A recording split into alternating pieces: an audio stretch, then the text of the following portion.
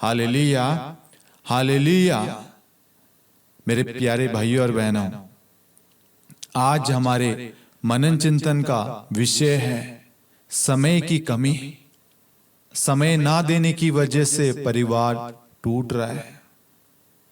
पति पत्नी को, पत्नी पति को, माता पिता बच्चों को, बच्चे माता पिता को।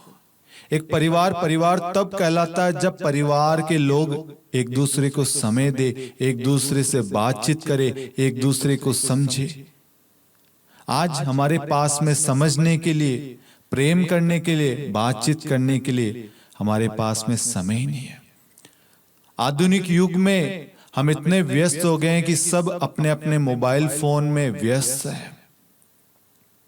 हम अपने परिवार से बात करेंगे नहीं, लेकिन मोबाइल फोन से अपने दोस्तों से, अपने रिलेटिव, अन्य लोगों से हम बातचीत करेंगे, लेकिन परिवार के लोगों से बात करना पसंद नहीं करते। बेटा कहता है पापा मुझे आपसे बात करनी है, पापा कहते हैं बेटा अभी मेरे पास समय नहीं है, अभी मैं व्यस्त हूं। पत्नी पति को कहती है, पति कहता है बाद में बात करेंगे, अभी समय नहीं है। पति पत्नी को कहता है तो पत्नी कहती है अभी मैं काम में बिजी हूं, बाद में। ऐसे ही एक दूसरे के साथ में हर परिवार में ये चीज चल रही है, वो है समय की कमी। आज हर कोई इतना व्यस्त हो गया कि एक दूसरे के लिए समय निकाल पाना उनके लिए बहुत ही कठिन हो गया है। एक बहन ने फोन किया था। वो बहन कहती है उनका पति जो है वो प्रार्थना करने वाला व्यक्ति है, सुबह शाम हर पल प्रार्थना करते हैं, लेकिन बाहरी रूप से वो मजबूत है, लेकिन आंतरिक रूप से, आत्मिक रूप से वो बहुत कमजोर है। क्यों? कारण ये है कि जो भाई, जो पति है उनका, वह प्रार्थना करने वाला है, वचन को बांटता है, दूसरों को शिक्षा देता है, लेकिन वह उस शिक्षा पर खुद चल नहीं पाता। कैसे? मैं बताना चाहूंगा आपको। पति काम भी करता है, काम करके घर आता है और संध्या के समय वह घर से बाहर चला जाता है और रात को 10-11 बजे घर में प्रवेश करता है। अब संध्या का समय प्रार्थना का समय होता है, परिवार का समय होता है, बातचीत का समय होता है, ईश्वर की उपस्थिति का, ईश्वर के साथ में एक होने का समय होता है। क्योंकि संध्या के समय हम सब एक साथ मिलकर प्रार्थना करते हैं, लेकिन उस समय वह घर के बाहर निकल जाता है, दोस्तों के साथ में, अन्य लोगों के साथ में व्यस्त हो जाता है। वह उनको वचन के बारे में, प्रार्थना के बारे में समझाता है, लेकिन उनके खुद के परिवार को जो प्रार्थना की सख्त जरूरत है, उनके बच्चों को जो माता पिता के समय की जरूरत है, वो उनको नहीं दे पा रहे। जब समय नहीं दे पा रहे तो बच्चे भी उदास होने लग गए, बच्चों को भी दुख होने लग गया कि पापा के पास तो हमारे लिए समय ही नहीं है। बच्चे घर में रहे या ना रहे, बच्चे खाना खाए या ना खाए, बच्चे टाइम पे घर आ रहे या ना आए, पिता को कोई लेना देना नहीं। वह पत्नी बड़ी उदास हो रही थी, दुखी थी, अंदर ही अंदर टूट रही थी कि हमारी भी इच्छा है हम उनके साथ में समय व्यतीत करें, लेकिन ये शाम 6 बजते ही घर से निकल जाते हैं। अब क्या हुआ? उनकी अनुपस्थिति उस परिवार में दरार उत्पन्न करना शुरू कर रहे हैं। बच्चे अब माँ बाप से, पिता से कोई भी इच्छा प्रकट नहीं करते, क्योंकि उनके मन में आ गया कि पापा के पास तो हमारे लिए समय ही नहीं है। और बच्चे बाद में ये कहने लग गए, पापा आप जो दूसरों को शिक्षा देते हैं, पहले आप तो खुद उस शिक्षा पर चल लो। जब मैंने ये सुना तो बड़ा ही दुख हुआ। आज ये हर एक के जीवन की कहानी है, सच्ची घटना है। आज हम दूसरों को बदलना चाहते हैं, लेकिन खुद बदलने के लिए तैयार नहीं है। ये बच्चे, ये परिवार, ये पत्नी, ये पति, ये आपका है, किसी और का नहीं है। सबसे पहले अपने परिवार में प्रार्थना का बीज बोइए। प्रार्थना के समय आप परिवार में उपस्थित हो। एक दिन, 2 दिन, 3 दिन की बात अलग होती है, कोई काम है आप जा रहे हैं, लेकिन यदि आपका ये डेली का रूटीन है तो ये गलत है। और आप जहां कहीं पे भी वचन बांट रहे हैं, वो वचन काम नहीं करेगा। क्यों? क्योंकि वो वचन पनप नहीं रहा, क्योंकि परिवार से ही सुसमाचार की शुरुआत हुई है। क्योंकि प्रभु यीशु स्वयं मनुष्य का रूप धारण करके एक बालक के रूप में माता मरियम और यूसुफ के जीवन में आए, और वह माता पिता के अधीन रहे, उनकी आज्ञाकारिता में और उनके पालन पोषण में बढ़ते गए। उन्होंने हर एक आज्ञा का पालन किया। प्रार्थना का एक समय होता, परिवार का एक समय होता है, हर एक चीज का समय होता। मेरे प्यारे भाइयों और बहनों, वो भाई अपने परिवार को समय ना देने की वजह से उस परिवार में फूट पड़ गई। पत्नी कहती है तुम आओ तो ठीक, नहीं आओ तो ठीक, हम प्रार्थना कर लेंगे। क्योंकि पत्नी हार गई, थक गई। वह जब ये बता रही थी तो मुझे बड़ा ही दुख हो रहा था, क्योंकि आज हर एक की कहानी है।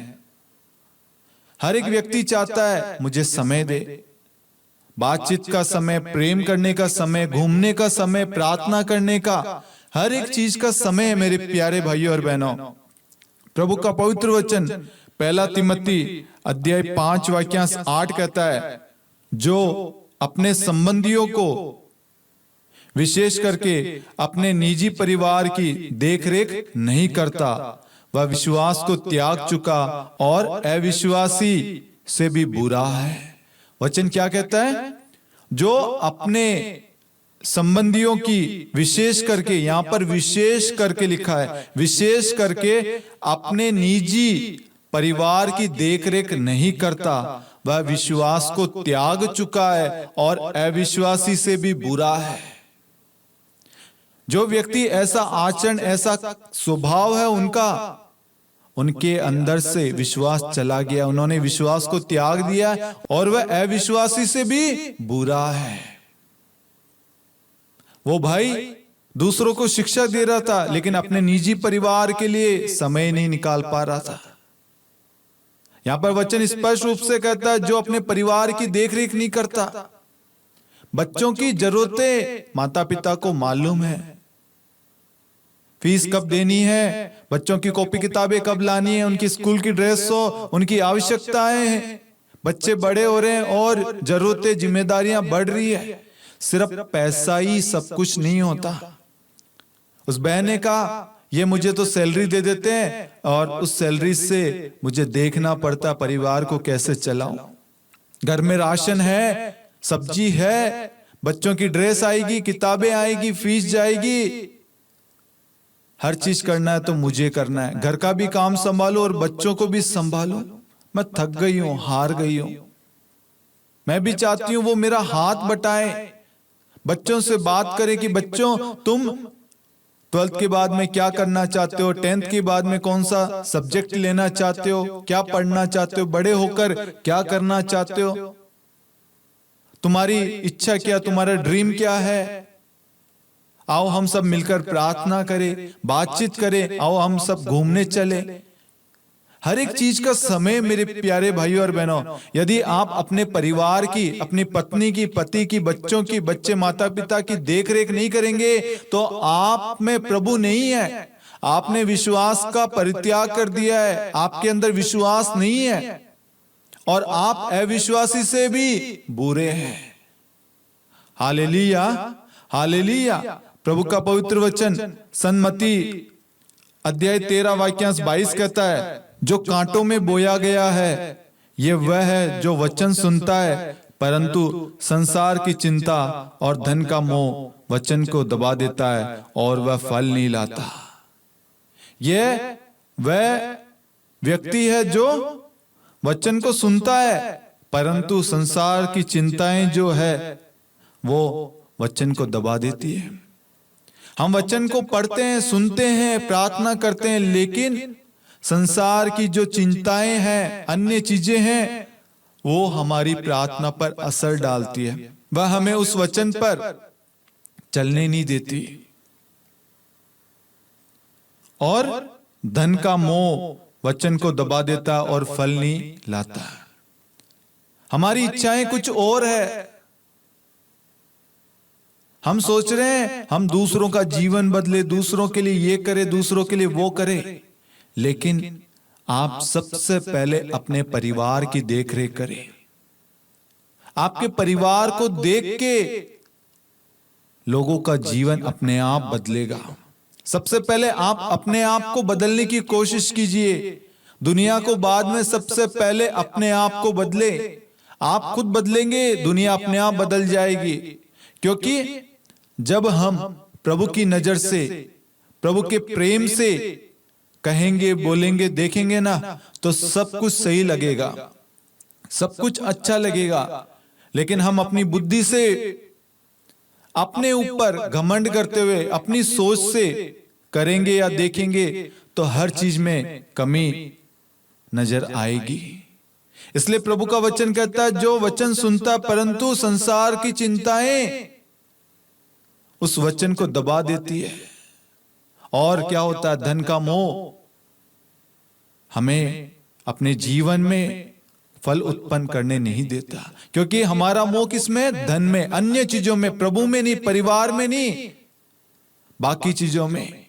जो ऐसा आचरण करते हैं, जो अपने परिवार को समय नहीं देते, प्रभु उनके जीवन में कोई भी कार्य नहीं कर पाता, उनके जीवन को बदल नहीं पाता।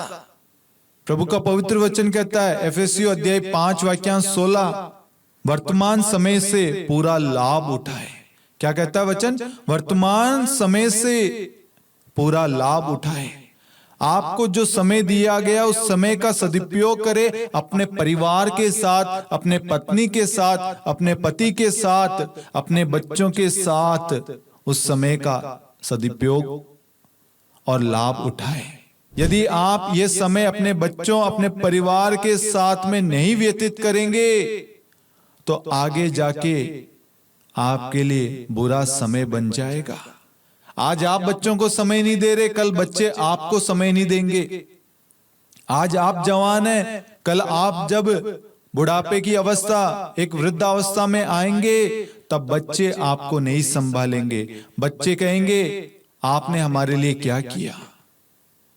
ऐसे ही पति पत्नी के बीच में, परिवार में, हर एक के बीच में हमें हर एक चीज को समय देना है। पत्नी को, माता पिता को, बच्चों को, हमारी जरूरतों के लिए, प्रार्थना के लिए, चर्च के लिए, हमारी जिम्मेदारियों के लिए, हर एक चीज के लिए समय देना है। मेरे प्यारे भाइयों और बहनों, प्रभु का पवित्र वचन कहता है, पृथ्वी पर हर बात का अपना वक्त और हर काम का अपना समय होता है। प्यार करने का एक समय है। प्रभु का वचन कहता है, उपदेशक ग्रंथ अध्याय 3 वाक्यांश 1 और 8 में, पृथ्वी पर हर बात का अपना वक्त और हर काम का अपना समय होता है। प्यार के लिए एक समय है, परिवार के लिए एक समय है, बच्चों के लिए एक समय है। इसलिए जो व्यक्ति ये कहते हैं ना, मेरे पास समय नहीं है, मेरे पास समय नहीं है, वो अपने आप को सुधारे। आपका परिवार ही आपके लिए सब कुछ है। आपका असली धन आपका परिवार है। यदि आप परिवार को समय नहीं देंगे, आपका परिवार आपसे दूर हो जाएगा।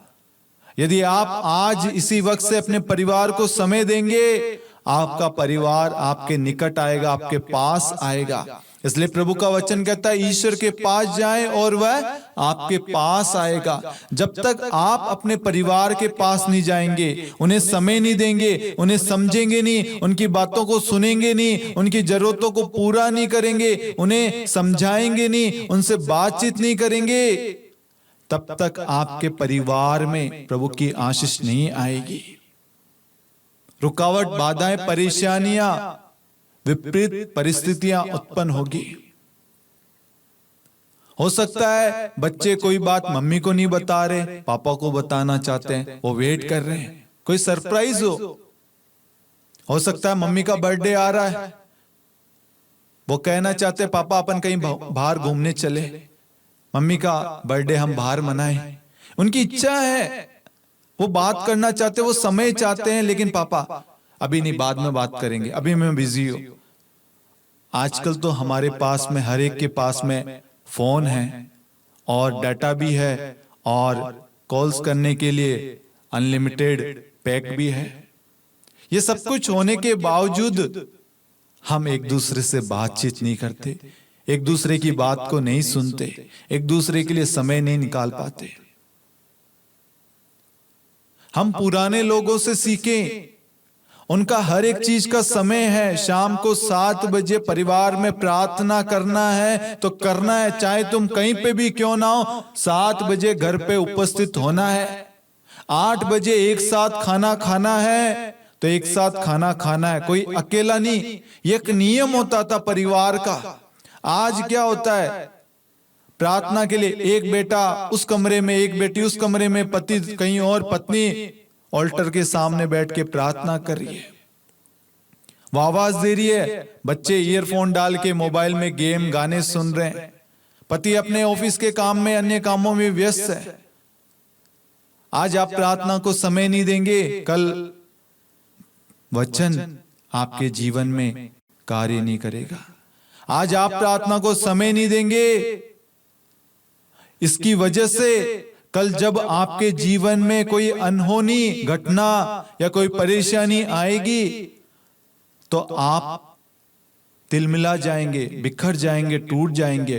क्योंकि प्रार्थना नहीं करोगे तो वचन कैसे याद होगा, और वचन याद नहीं होगा तो आप उस परिस्थिति में प्रार्थना कैसे करेंगे। Hallelujah, hallelujah. आज हर एक की कहानी यही है मेरे प्यारे भाइयों और बहनों। आज परिवार की प्रार्थना का जो समय होता है, परिवार का समय होता है, उस वक्त हम बच्चों को ट्यूशन भेज देते हैं। हम सोचते हैं सारा ज्ञान सब कुछ वहीं से मिलेगा। हर चीज का समय होता है मेरे प्यारे भाइयों और बहनों। उपदेशक ग्रंथ अध्याय 3 में प्रभु कहता है, पृथ्वी पर हर एक बात का अपना वक्त और हर काम का अपना समय होता है।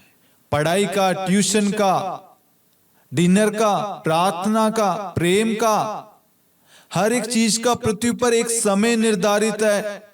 यदि आज वो समय का आप सदुपयोग नहीं करेंगे, उस समय का पालन नहीं करेंगे, उस समय का सदुपयोग अपने परिवार में नहीं करेंगे, नियम नहीं बनाएंगे, आपका परिवार तितर बितर हो जाएगा। आपके परिवार में ना प्रेम रहेगा, ना प्रार्थना रहेगी, ना आशीष रहेगी। प्रार्थना परिवार को जोड़ती है, एक करती है। प्रार्थना एक दूसरे को सहन करना सिखाती है। प्रार्थना के द्वारा हम एक दूसरे से प्रेम करते हैं। प्रार्थना के द्वारा सारी जो कमियां हैं, दुर्बलताएं, कमजोरियां हैं, वो दूर होती है। प्रार्थना ना करने से, समय ना व्यतीत करने से, बातचीत ना करने से क्या होगा, हमारे अंदर अविश्वास, संदेह उत्पन्न होगा। हम एक दूसरे से दूर होते जाएंगे। आज समय की कमी की वजह से कितने सारे रिश्ते टूट रहे हैं। पति पत्नी के बीच में दरार आ रही है। पति पत्नी बात करना चाहते हैं, उस वक्त हो सकता है सास या ससुर या कोई और अन्य व्यक्ति उनके बीच में आ रहा हो। वह अपने दिल की बात, अपने मन की बात, अपने दुख को, अपने सुख को शेयर नहीं कर पा रहे। क्यों? क्योंकि बातचीत की कमी, समय की कमी। हमें हर चीज का एक समय दिया गया है, हमें उस समय का सदुपयोग करना है।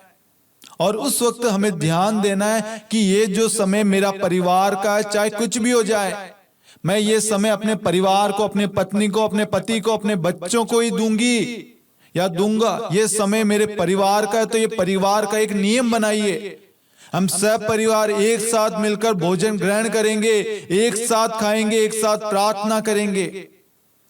आज आप सोच के देखिए, कितने परिवार एक साथ भोजन ग्रहण करते हैं, एक साथ प्रार्थना करते हैं, सही ढंग से बातचीत किए हुए कितना समय हो गया। अपने दिल की बात, अपने मन में जो भी बातें हैं वो व्यक्त किए हुए बताए हुए कितना समय हो गया। एक दूसरे से सही ढंग से हमने आखिरी बार कब समय व्यतीत किया होगा एक दूसरे के साथ? हम कब एक दूसरे के साथ हंसे होंगे? कब हम एक दूसरे के साथ बाहर घूमने गए होंगे?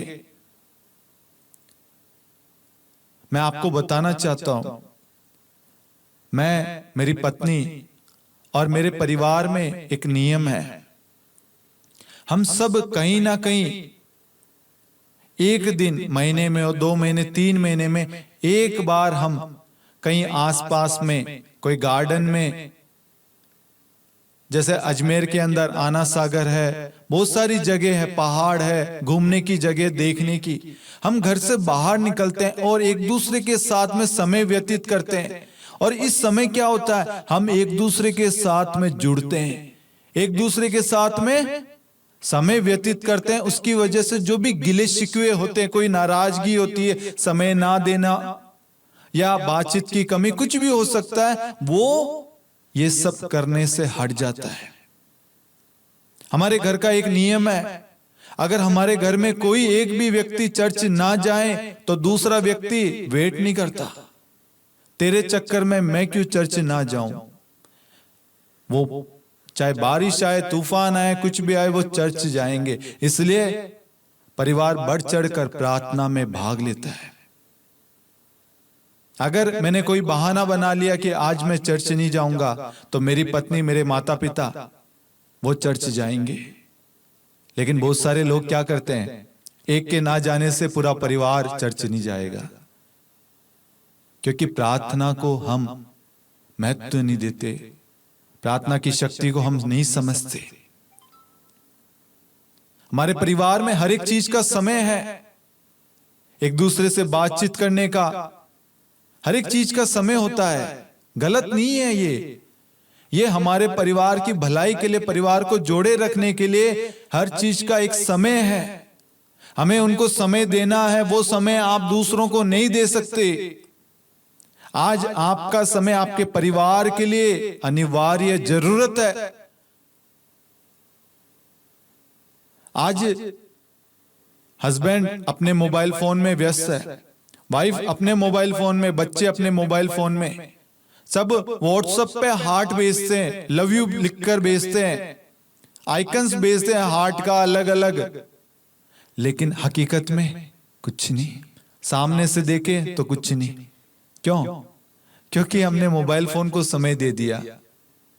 हम घर में बात नहीं कर रहे, लेकिन मोबाइल फोन में हम हंस रहे, दूसरों से बातचीत कर रहे हैं, खुद टूटे हुए हैं, खुद दुखी है और दूसरों को ज्ञान दे रहे हैं। सबसे पहले वो ज्ञान, वो नियम अपने जीवन में आप लागू करें, उसका पालन करें। ईश्वर का वचन कहता है, यदि तुमने मेरी आज्ञाओं का पालन किया होता तो तुम्हारी सुख शांति नदी की तरह और तुम्हारी धार्मिकता समुद्र की लहरों की तरह उमड़ती रहती।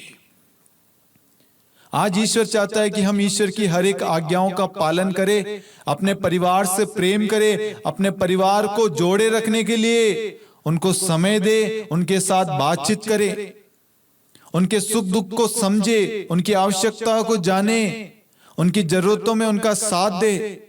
यदि कोई जॉब, कोई नौकरी, कोई काम आपके परिवार को समय देने में, परिवार के साथ बातचीत करने में बाधा उत्पन्न कर रही है, मैं कहूंगा उस नौकरी को छोड़ दो। हो सकता है आज आपके जीवन में थोड़ी परेशानी होगी, लेकिन आपका परिवार जुड़ा रहेगा, और आपका परिवार जुड़ा रहेगा तो क्या होगा, आपके परिवार की प्रार्थना के द्वारा प्रभु आपके जीवन में आशीष उंडेलेगा। आज आप क्या करते हैं? आज आप प्रार्थना को, अन्य चीजों को छोड़कर, परिवार से दूर होकर कामकाज में लगे रहते हैं, मेहनत करते हैं। मेहनत करना गलत नहीं है, लेकिन वो मेहनत अपने परिवार के लिए फल उत्पन्न ना करे। ऐसी मेहनत करके क्या मतलब? बच्चे माँ बाप के साथ में खेलना चाहते हैं, उनके साथ हंसना चाहते हैं, समय व्यतीत करना चाहते हैं, उनसे मजाक मस्ती करना चाहते हैं, लेकिन यदि आपकी जॉब, आपका कामकाज बच्चे और आपके बीच में, आपके रिश्तों के बीच में, आपके परिवार के बीच में कोई चीज आ रही है जो बाधा बन रही है, उस बाधा को सबसे पहले हटाइए। आपका परिवार ही आपका सब कुछ है, परिवार ही आपका सब कुछ, असली धन आपका परिवार, आपके बच्चे ही आपके असली धन है, सब कुछ आपका परिवार है। यदि आज आपके जीवन में आपकी पत्नी आपका साथ नहीं देगी, आपको नहीं समझेगी, दुनिया भी नहीं समझ पाएगी। आपके बच्चे आपको नहीं समझेंगे तो दुनिया भी नहीं समझ पाएगी, क्योंकि उंगली सबसे पहले आप पर उठेगी। देखो कैसा परिवार है। इसलिए आज से अपने जीवन में, अपने परिवार में प्रार्थना को महत्व दें। प्रभु का पवित्र वचन कहता है विधि विवरण ग्रंथ अध्याय 6 वाक्य 7 में, अपने बच्चों को हमें ईश्वर की शिक्षा देनी है।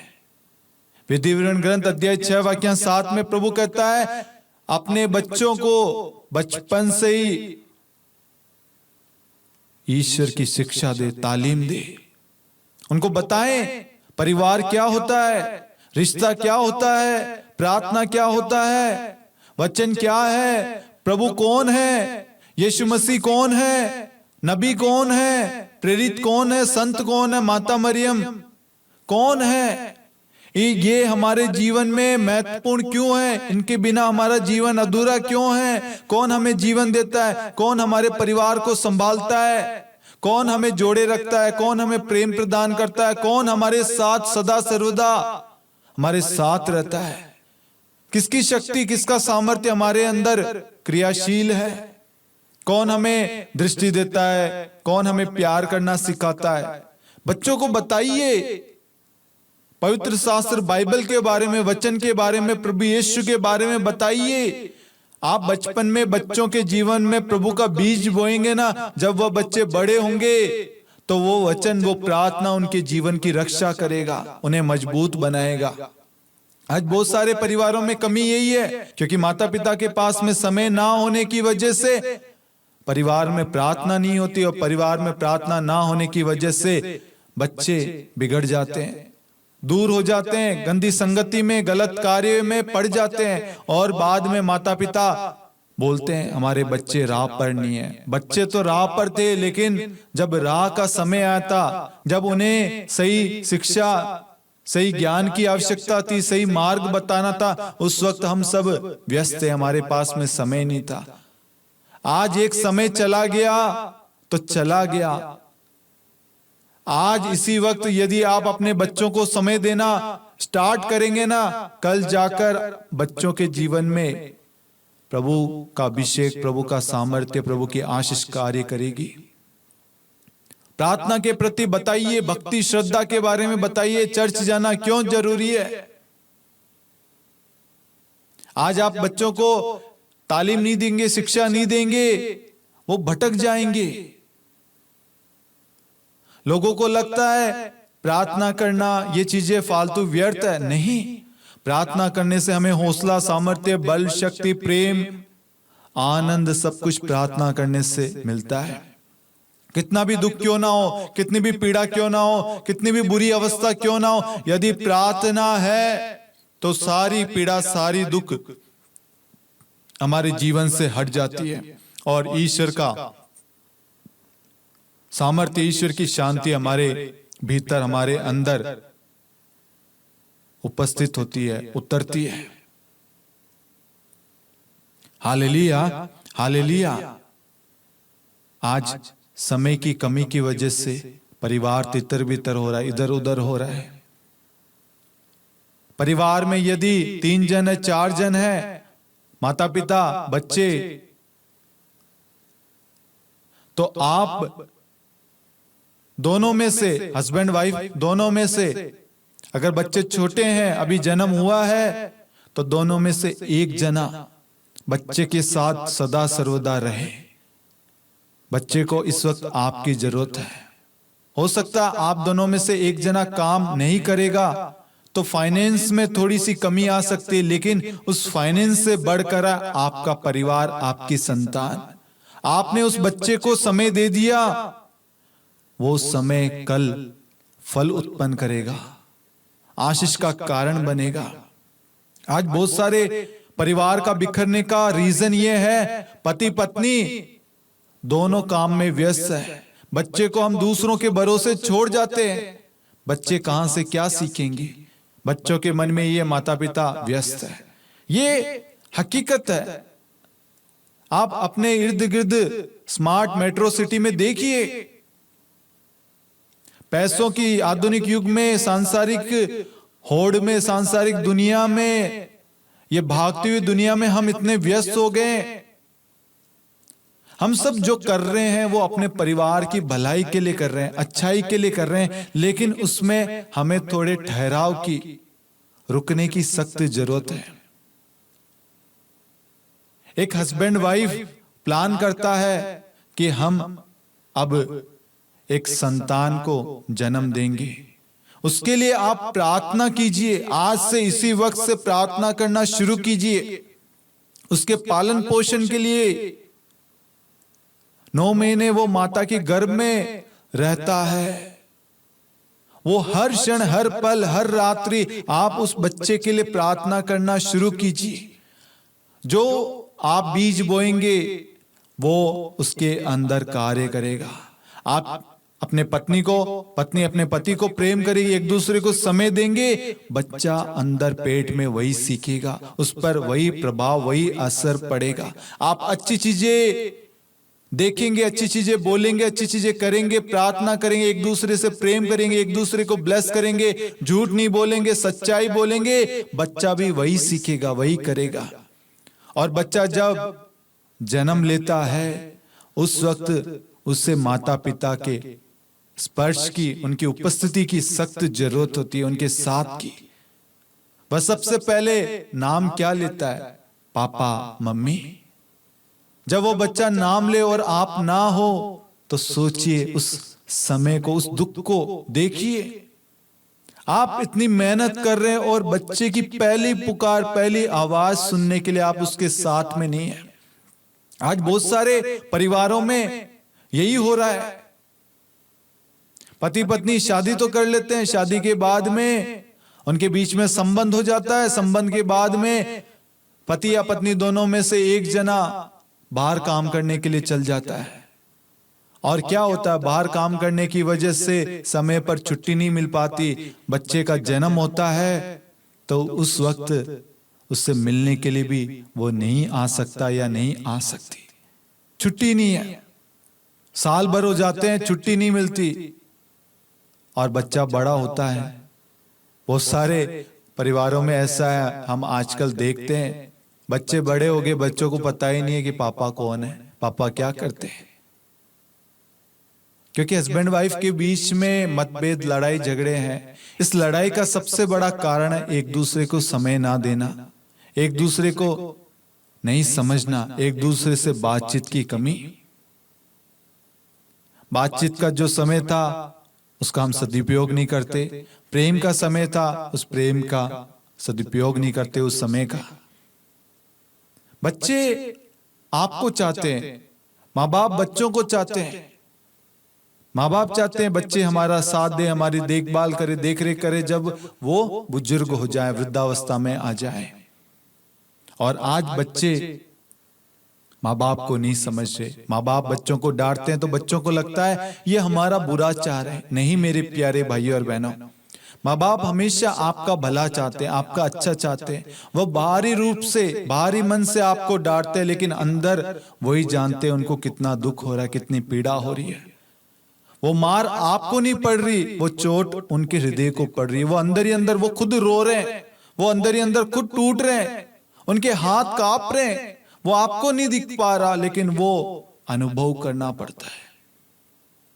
माँ बाप यदि आज आपको मोबाइल नहीं दिला रहे, उसके पीछे कारण हो सकता है। माँ बाप आज आपको गाड़ी, बाइक, स्कूटी, साइकिल या कुछ आपने डिमांड की, वो आपको नहीं दिला पा रहे, तो उसके पीछे कारण होगा। आपको उसकी वैल्यू समझाना चाहते हैं, बताना चाहते हैं, इसको लेने के लिए, इसको खरीदने के लिए कितनी मेहनत की जाती है और इसको संभालना क्यों जरूरी है। हम ले तो लेते हैं लेकिन केयर नहीं करते। उस पे मिट्टी लग रही है, कीचड़ लग रहा है, वो खराब हो रहा है। हम केयर नहीं करेंगे। जब तक हमें उस चीज की वैल्यू हमें नहीं मालूम चलेगी, तब तक हमें मालूम नहीं रहेगा कि इसके लिए कितनी मेहनत की जाती है। बहुत सारे माता पिता आसानी से बच्चों को हर चीज दे देते हैं, लेकिन बाद में क्या होता है, उनको ना पैसों की ना उस चीज की कदर होती है। उन्हें लगता है सब ऐसे ही आता है, पापा कमा रहे हैं ना, लेकिन ये नहीं पता पापा मम्मी जो कमा रहे हैं उसके पीछे कितनी मेहनत है, दिन रात पसीना बहा रहे हैं, समय पर खाना खाते नहीं खाते, अपने लिए कुछ लेते हैं या नहीं लेते, अपनी आवश्यकताओं को त्याग देते, अपनी इच्छाओं को मार देते हैं। किसके लिए? बच्चों के लिए। आज माँ बाप बच्चों के बीच में एक दुश्मनी हो चुकी है। बच्चों को लगता है माँ बाप हमारे खिलाफ है, और माँ बाप को लगता है बच्चे हमारी नहीं सुनते। इन सब के पीछे कारण यही है, समय की कमी, बातचीत की कमी, समझ की कमी, प्रेम की कमी। जब आप अपने जीवन में इन सारी चीजों को सुधारेंगे, संभालेंगे, तो आप एक दूसरे को समय देंगे, आपका परिवार फलेगा फूलेगा। प्रभु का पवित्र वचन आगे कहता है, रोमियो अध्याय 12 वाक्यांश 10 में, आप सच्चे भाइयों की तरह एक दूसरे को सारे हृदय से प्यार करें, हर एक दूसरे को अपने से श्रेष्ठ माने। वचन कहता आप सच्चे भाइयों की तरह एक दूसरे को सारे हृदय से प्यार करें। क्या आप सच्चे हृदय से एक दूसरे को प्यार करते हैं या नहीं? क्या आप एक दूसरे को अपने से श्रेष्ठ मानते हैं या नहीं? यदि नहीं, तो ईश्वर आज हमें एक अवसर देता है, हम एक दूसरे को अपने से श्रेष्ठ माने। पति पत्नी को प्यार करे, समझे। पत्नी पति को, माता पिता बच्चों को, बच्चे माता पिता को प्यार करे, समझे। वो जो कह रहे हैं हो सकता है वो आपकी भलाई के लिए है, आपकी अच्छाई के लिए। उसमें कड़वाहट होगी, उसमें थोड़ा सा गुस्सा नजर आएगा आपको, लेकिन वो आपके लिए भलाई का कार्य उत्पन्न करेगी, भलाई का साधन बनेगी। इसलिए प्रभु कहता है प्रेम से एक दूसरे को समय दो। रोमियो 12:10 कहता है सारे हृदय से प्रेम करो, अपनी पत्नी को प्रेम करो, उनके साथ समय व्यतीत करो, उन्हें समझो, उनके दुख सुख को, उनकी आवश्यकताओं को, उनकी जरूरतों को समझो। उन्हें धन दौलत की नहीं बल्कि आपकी जरूरत है। आप उनके साथ हो तो सारी जरूरतें पूरी हो चुकी है, सारी आवश्यकताएं पूरी हो चुकी है, क्योंकि उनकी असली आवश्यकता, असली जरूरत है आपका साथ, आपका समय, आपकी उपस्थिति। आप उनके साथ हैं, उनको सब कुछ मिल गया है, उन्हें किसी चीज की जरूरत नहीं है। ये एक दूसरे के लिए, पति को पत्नी की, पत्नी को पति की, माता पिता बच्चों को, और बच्चों को माता पिता की। आगे प्रभु का वचन कहता है सन्मति अध्याय 11 वाक्यांश 28, थके मांदे बोझ से दबे हुए लोगों, तुम सबके सब मेरे पास आओ, मैं तुम्हें विश्राम दूंगा। आज हम सब अपनी अवस्था को, अपनी परेशानियों को, अपने रिश्तों को, अपने परिवार को, हर एक चीज को लेकर प्रभु के पास आए, ताकि प्रभु हमें शांति दे। हमारे जो भी भार है, जो भी परेशानी है, जो भी पीड़ाएं हैं, जो भी टकराव है, मतभेद है, रिश्तों में जो भी दरार है, प्रभु उन सबको सही कर देगा। आज से पहले आप अपने परिवार को समय नहीं देते थे, परिवार के साथ समय व्यतीत नहीं करते थे, अपने कामों में व्यस्त रहते थे, लेकिन आज प्रार्थना के द्वारा, प्रभु वचन के द्वारा हमें एक नया अवसर प्रदान करता है। एक नया व्यक्ति, एक आदर्श परिवार बनने का हमें अवसर देता है।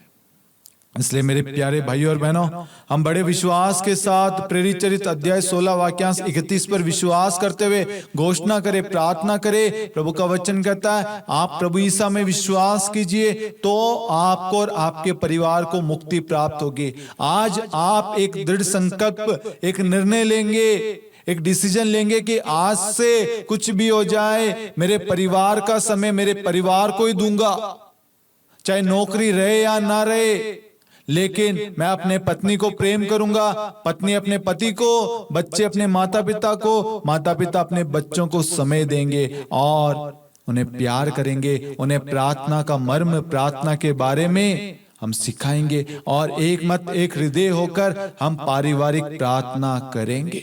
जब आप एक पहल, एक निर्णय लेंगे ना, तो आपके द्वारा आपको और आपके परिवार को, दोनों को प्रभु आशीष देगा। और जो भी कमजोरियां, कमियां थी आपके रिश्ते में, आपके परिवार में, जो रुकावट हो, बाधा हो, चिंताएं हो, वह सब दूर हो जाएगी। आज से पहले आप चिंता करते थे अपने बच्चों को लेकर, अपने रिश्तों को लेकर, अपने परिवार को लेकर। जब आप प्रार्थना करना शुरू करेंगे ना, सारी चिंताएं दूर हो जाएगी, क्योंकि आपने अपनी सारी चिंता किसको दे दी? प्रभु को। अब आप चिंता से मुक्त है, आप आजाद है। अब ये समय, ये पल सिर्फ परिवार के साथ। आपका परिवार ही आपका असली धन, सब कुछ परिवार है। यदि आपका परिवार आपके साथ नहीं है, आपके जीवन में कुछ नहीं है। आज लोगों के पास में धन है लेकिन परिवार नहीं है। आज लोगों के पास में सब कुछ है लेकिन समय और समय की कमी की वजह से उनका परिवार उनसे दूर हो गया है। जो समय परिवार को देना था, उस वक्त वह अन्य चीजों को प्राथमिकता देते थे, और आज वह उस परिवार को पाना चाहते हैं तो परिवार उनके साथ नहीं है। टकराव चल रही है, डिवोर्स के लिए अप्लाई कर रखा। बहुत सारे परिवारों ने डिवोर्स कर दिया, बहुत सारे दंपतियों ने एक दूसरे से डिवोर्स लेकर अलग हो गए। कारण क्या है? समय की कमी। ये मुझे समय नहीं देते, ये मुझे समय नहीं देती, ये मुझे नहीं समझता, ये मुझे नहीं समझती। ये कारण आपके पवित्र रिश्ते को खत्म कर रही है। इसलिए हम सुधरे और सुधारें अपने परिवार को। आज से, इसी वक्त से अपने परिवार में समय देना शुरू करें। आज आप समय देंगे, समय कल आपको फल देगा। आपके परिवार के द्वारा ईश्वर की महिमा होगी और ईश्वर आपके परिवार को आशीष देगा और आपके परिवार के द्वारा प्रभु महान कार्य करेगा। आपके परिवार को एक आदर्श परिवार और एक पवित्र नाज़त परिवार की तरह आपको मिशन के लिए चुनेगा। आपके आचरण, आपके व्यवहार की वजह से, आपके प्रेम, आपके प्रार्थना में जीवन को देखकर अनेक लोगों का जीवन बदलेगा। प्रभु आपके परिवार में प्रभु आना चाहता है, आपसे बातचीत करना चाहता है, आपके सुख दुख में साथ देना चाहता है। इसलिए अपने घर में प्रार्थना को शुरू कीजिए। प्रार्थना से सब कुछ बदलता है। सोच, सब कुछ प्रार्थना के द्वारा संभव है। इसलिए आज से अपने जीवन में, अपने परिवार में प्रार्थना को प्राथमिकता दे, परिवार के साथ में समय व्यतीत करे और एक दूसरे से मेल मिलाप करे। Hallelujah, hallelujah.